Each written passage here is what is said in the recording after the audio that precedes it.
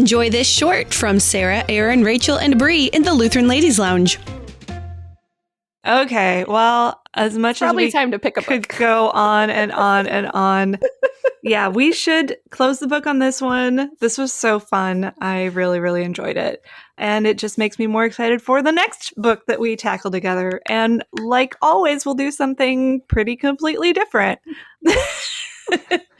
We were talking about this before we hit record and have a couple of good book club categories lined up, one for now, one for later, and we'll let you look forward to both of those. But for this time, our next book, who here is missing travel in a COVID Me. world? Yeah. Okay, hands raised. Yes. We need some adventures and we need some books to get us back in the mindset of travelers now that the world is beginning to open up a little bit. With Aaron's help, who has read in this genre as well and probably done it better than me, we have put together a list of 5 books that we could consider, and these are all nonfiction travel narratives where somebody's going on a trip or going on a long vacation and they write about it. And I love this genre and want to read more in it. So here we go. We've got 5 books and I'll put them all before you. I'll actually give you the titles and then we as our podcast collective will decide which one we are reading together. First one is one that, and as with many books, I tend to read the ones I like over and over again. I've read this one a couple of times. John Steinbeck. I'm not crazy about his novels. I find them dark and depressing. But I love his travel narrative, Travels with Charley in Search of America.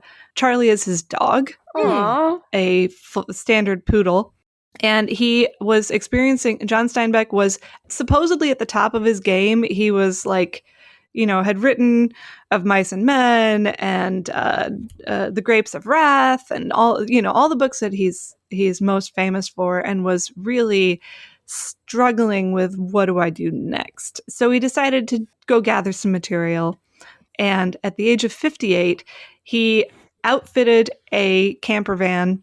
Yeah, no, a camper, not a van. Loaded it up with canned goods and alcohol and said goodbye to his wife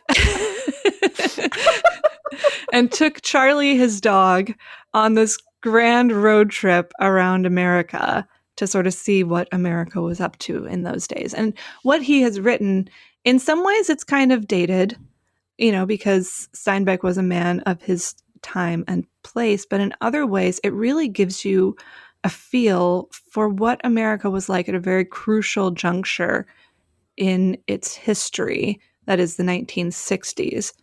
And it's a great sort of like snapshot of what America looked like then. So that's choice number 1, Travels with Charley.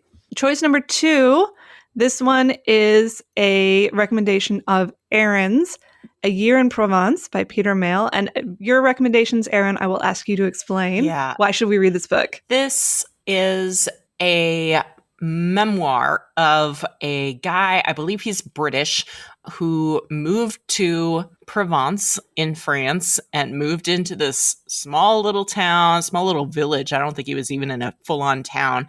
And just his encounters with this culture that is not his own. And it's hilarious and heartwarming and light and fun. So regardless of whether we do this for book club, I fully encourage you to enjoy the delightful book on your own. Excellent. And while you have the microphone, why don't you also take us through Charles Kuralt's America? Yes, not to be confused with the original Travels with Charley.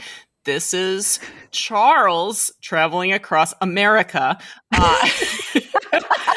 Charles Kuralt he was a newscaster. I don't remember. It was before my time, but so I think it was mostly in television, but he might have started out in radio. In this book, he is getting ready to retire. And one of his major things as his career was he sort of reported on the common man in America. He wasn't covering like big, deep news stories. He was talking about life. And so for when he was retiring, he decided that he wanted to go back and visit places in America at the month when they were at their peak. So he planned out this whole year, and he would go and spend a month in each of these different locations and experience it when it was at its best. And so he goes to northern Minnesota during one of the months, and he talks about loons and the lakes up there. He visits New Orleans. He visits all these different locations across America. And it's a delightful, again, just sort of snapshot of average, ordinary life in America. But it's not, again, it's also not, it's not set in the 60s. This one, I think, was probably, I don't know when it was written. Maybe 90s. It came out in 95. There you go. So Travels with Charley, 90s edition. Yeah, exactly. Exactly. It's fun. Okay. All right. Another strong contender. I've got two more that are kind of off the beaten path. Pardon the pun. One is by Suzanne Strumpick Shea. This is called Sundays in America, a year-long road trip in search of Christian faith. This one came out in 2008. This is a woman who had been sort of a nominal Catholic, but had decided in light of some of the scandals in the Catholic Church and also the death of, Pope John Paul, that she wanted to try something different. But she also knew that Protestantism comes in all shades and stripes. So she went on a 52-week road trip to go to a different church, a different kind of church every Sunday. And so the book that she has put together is really this wonderful panorama of the sort of, let's say, extremes of Protestant Christian belief and practice. So did she go to Joel Osteen's church? She did.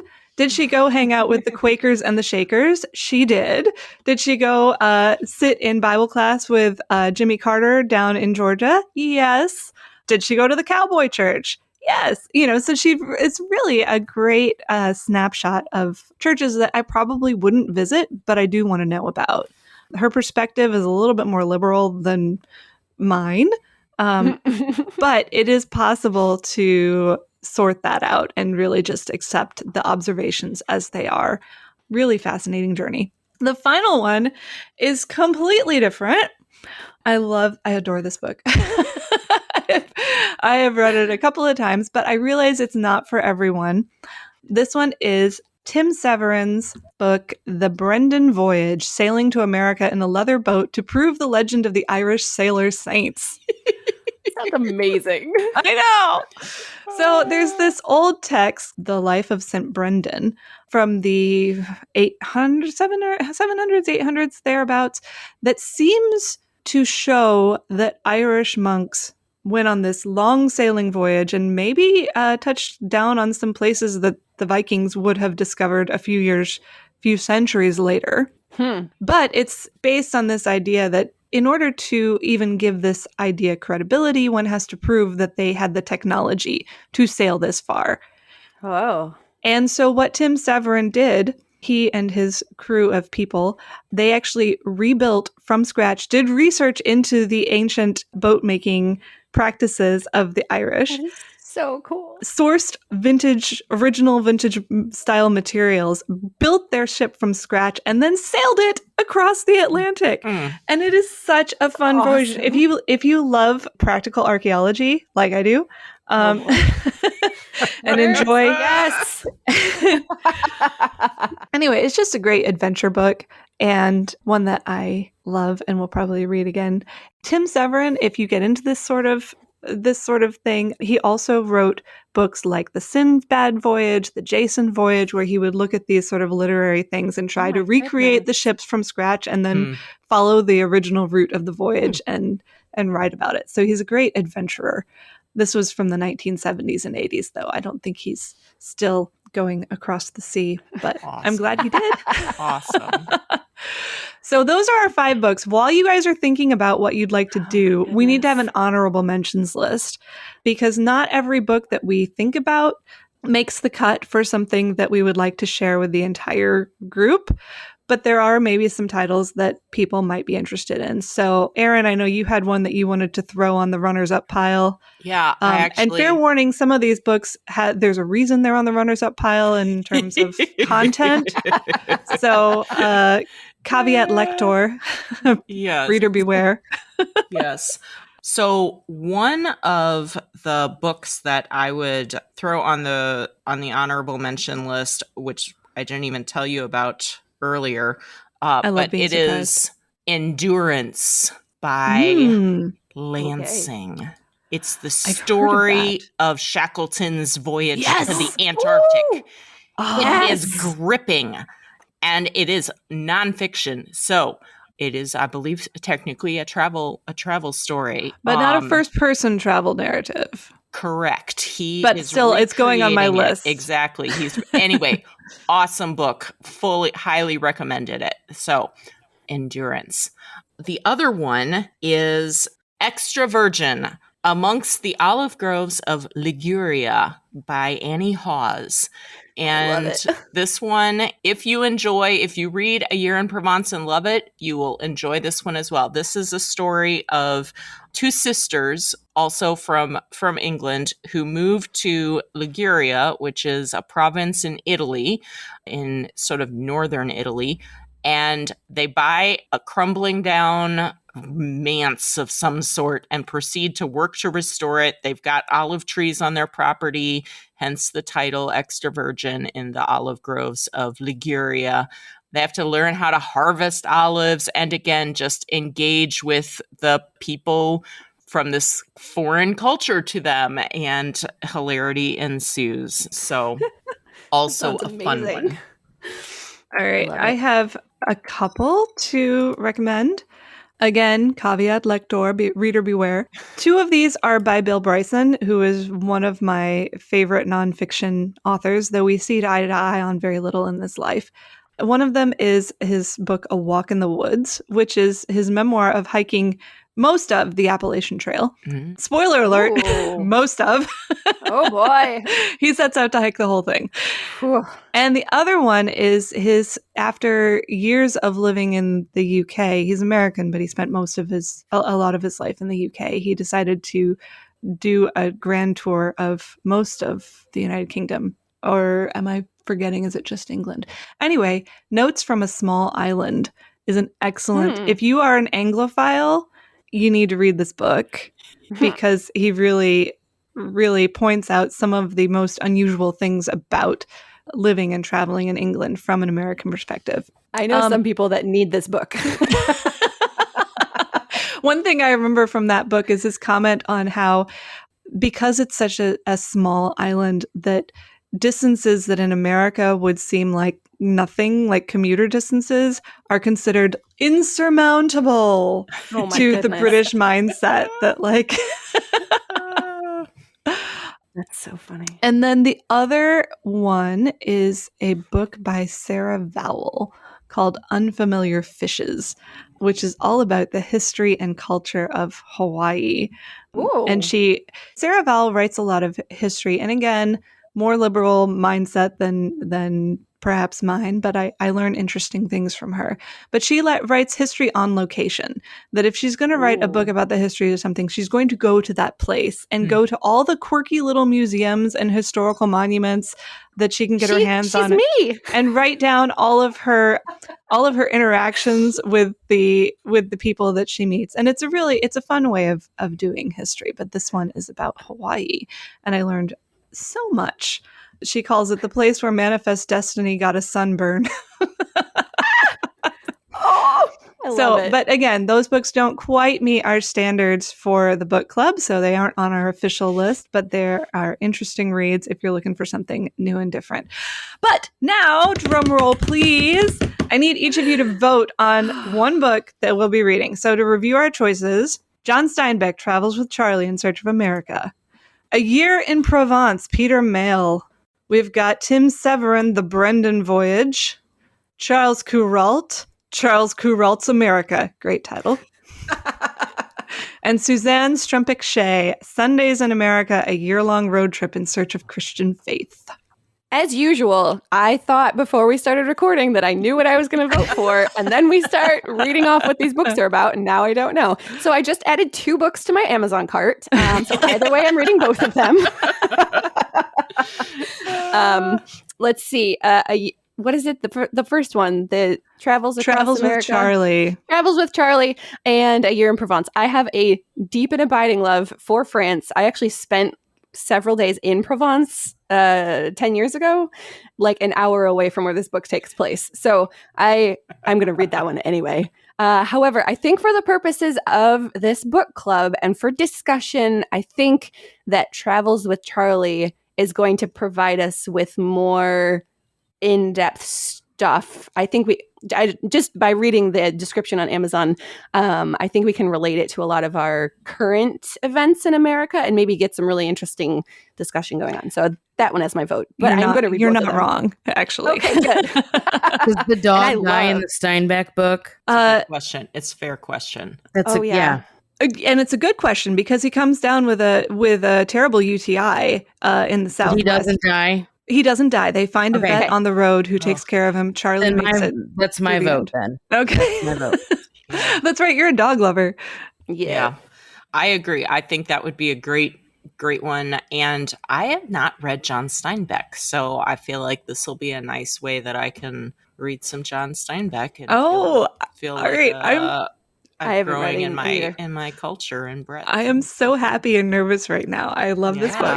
I'm going to actually have to buy a new copy before book club because I have an old copy, but the binding is broken, and I don't think it's gonna hold up to another reading.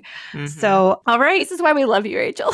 John Steinbeck, Travels with Charley in Search of America. This will be an adventure. Yes, I'm really excited for it. Totally different than what we just talked about. Yeah. Completely 100% totally different. Yep. But that's what I love about the book club. I have eclectic tastes, and the fact that I can find people to come with me on these crazy literary adventures keeps life fun. So, yes. Yay. And Travels with Charley is available for an Audible audiobook. We're Facebook chatting on my phone, so I can't check to see if it's in my Libby app or not. So hopefully it is. But either way, there is an audiobook version of this one available as well for all of my fellow audiobook lovers. Excellent. We need to wrap this up. This breaks the record for our longest podcast for good reason. So C.S. Lewis, no better reason. Thanks for sticking with us to the end, ladies. We appreciate it. Woo! Yes. Okay. So for everybody who is new to this podcast and has not participated in a book club yet, it is super easy to do. It'll be in our Facebook group.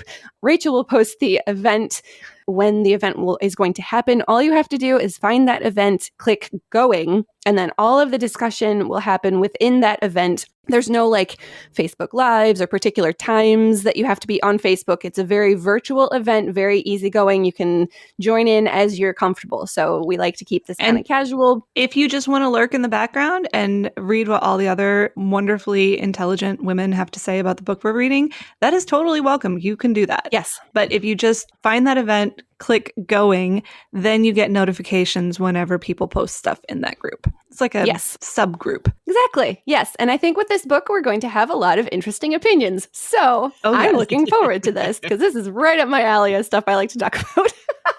So you can join us on Facebook to get all of our posts, all of our episodes, and the book club, especially relating to this episode.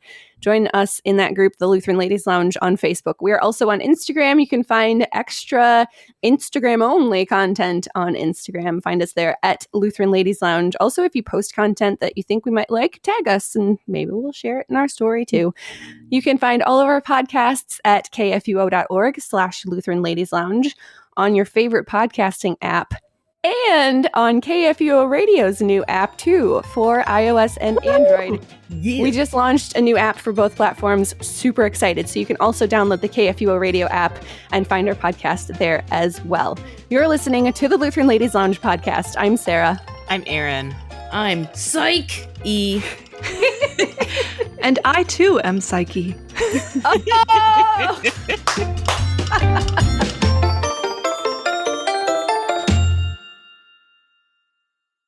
Views and opinions expressed on the Lutheran Ladies Lounge podcast may not represent the official position of the management or ownership of KFUO Radio, the Lutheran Church Missouri Synod. The Lutheran Ladies Lounge is produced by KFUO Radio and available at kfuo.org or wherever you get your podcasts. Join our community on Facebook in the Lutheran Ladies Lounge.